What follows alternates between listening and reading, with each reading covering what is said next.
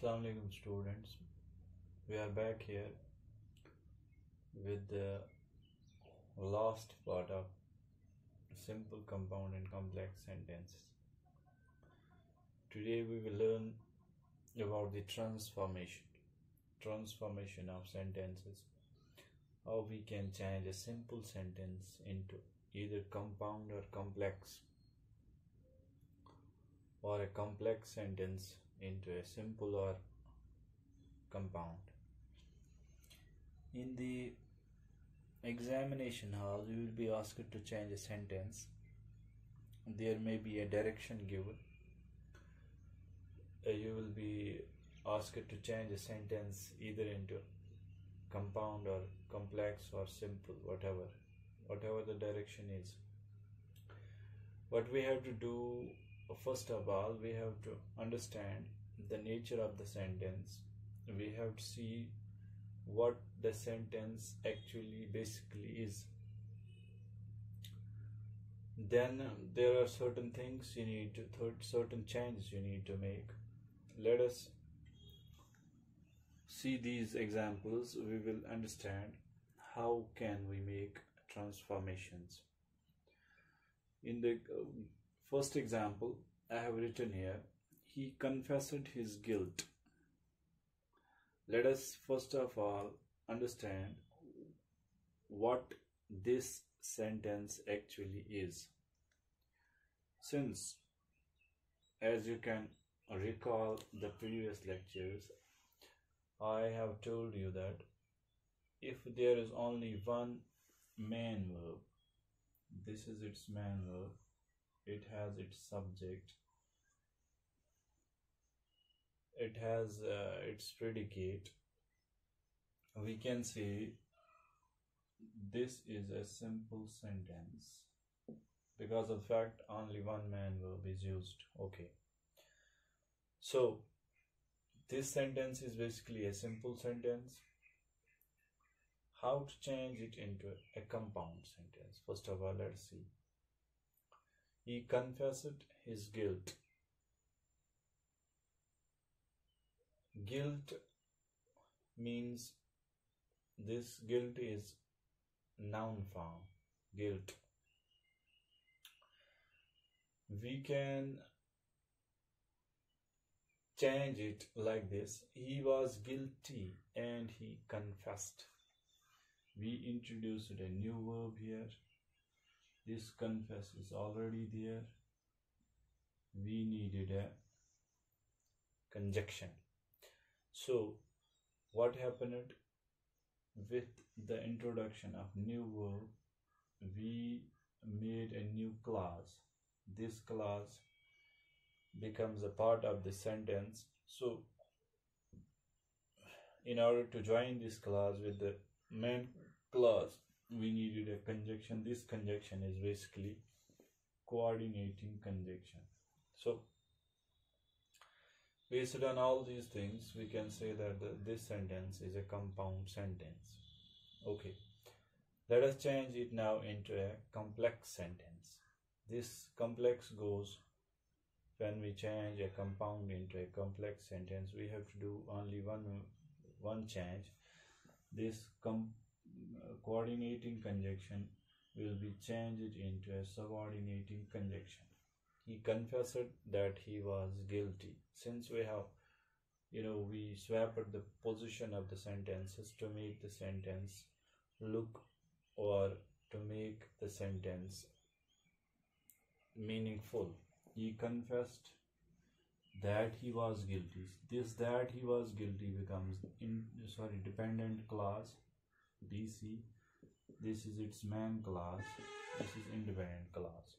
So this sentence becomes a complex sentence. In the next example, after winning the match, we shouted.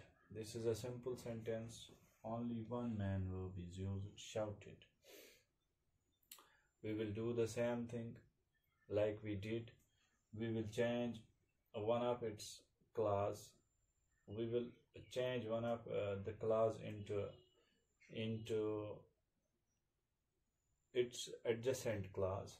We shouted, it's already there. We won the match. After winning the match, it will be changed into we won the match. And so this is IDC, this is DC, dependent clause. As we won the match, we shouted. We shouted is IDC, independent clause. As we shouted, as it is subordinating conjunction. We won the match. This becomes dependent clause. Okay. Let us see the next example. We eat to live. We eat to live. This to live is an infinitive here. Infinitives can be turned into a clause. Like I write here, we eat and we live. This and conjoins two independent clauses. We eat and we live. We eat so that we can live. So that we can live becomes dependent clause. This is independent clause. Okay. Being healthy. John won the race. Being healthy. John won the race. John is healthy. That's why he won the race. So, if we elaborate this sentence, it will become John won the race for he was healthy. For he was healthy. IDC, independent clause. For is conjunction. John won the race. IDC. Or we can say John was healthy, so he won the race. This is a similar sentence. So is coordinating conjunction. John won the race because he was healthy. Because he was healthy becomes dependent clause. John won the race is IDC, independent clause. Okay.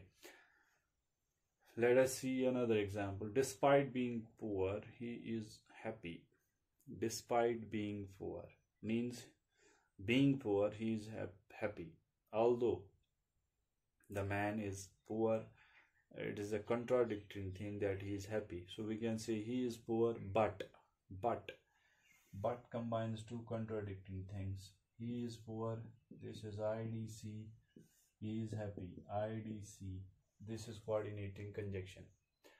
If we change it into a complex sentence, we will write although shows the contradiction in a different way. Although he is poor, he is happy. Although he is poor becomes dependent clause. This is IDC, independent clause. Okay. You will find the watch on searching his pockets. You have to search this means you have to search his pockets and then you will find the watch. Since we have merged one of its clause into the only clause that remains there, on searching his pockets. If we have to change it into compound sentence, we will write search his pockets and you will find the watch. Search his pockets. This is an IDC, independent clause, and is coordinating conjunction. IDC. Okay. If you search his pockets, you will find the watch. If you search, if is a conjunction, it makes a dependent clause. You will find the watch is an independent clause. So on the basis of above examples, we made it clear that simple, compound, complex sentences, what basically they are. We saw the nature of simple sentence. We understood how a compound sentence is made and how it looks. We went through complex sentences. We saw its structure, its nature, its rules. Transformation is what we are supposed to do in the examination hall. You will be given a question paper in the do as directed section. You will be asked to change a sentence from simple to compound or complex, whatever the directions may be.